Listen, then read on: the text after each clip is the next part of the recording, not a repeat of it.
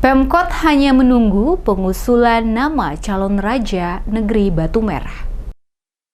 Pelantikan Raja Definitif Negeri Batu Merah hingga kini belum dilaksanakan karena pemerintah Kota Ambon masih menunggu Saniri Negeri atau Badan Permusyawaratan Desa atau BPD membuat peraturan negeri terkait mata rumah parentah. Demikian dikatakan penjabat Wali Kota Ambon, Bodwin Watimena, saat ditanya sejumlah wartawan terkait rencana pelantikan kepada pemerintah negeri Batu Merah yang definitif yang hingga saat ini belum juga dilaksanakan. Menurut Bodwin, pada prinsipnya pemerintah Kota Ambon hanya tinggal menunggu jika pernek yang dibuat oleh Saniri telah rampung dan diusulkan ke mata rumah parentah untuk menetapkan calon raja, maka selanjutnya diajukan ke pemerintah kota untuk melakukan pelantikan. Sementara disinggung kapan waktu pelantikan dilaksanakan, kata Bodwin semuanya dikembalikan kepada Saniri dan mata rumah parentah. Karena pada prinsipnya pemerintah Kota Ambon tidak memiliki kewenangan untuk melakukan intervensi dalam penetapan calon raja.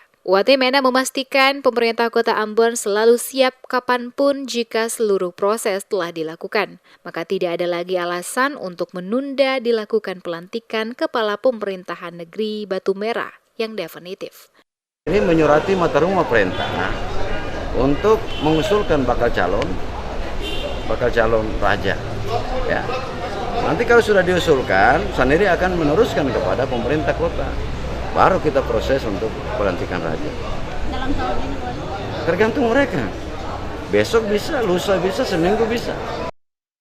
Seperti diketahui sampai saat ini, roda pemerintahan di negeri Batu Merah adalah penjabat yang ditunjuk oleh wali kota. Karena hingga saat ini tahapan penetapan calon raja negeri Batu Merah masih menjadi perdebatan antara keluarga Nurlete dan keluarga Hatala.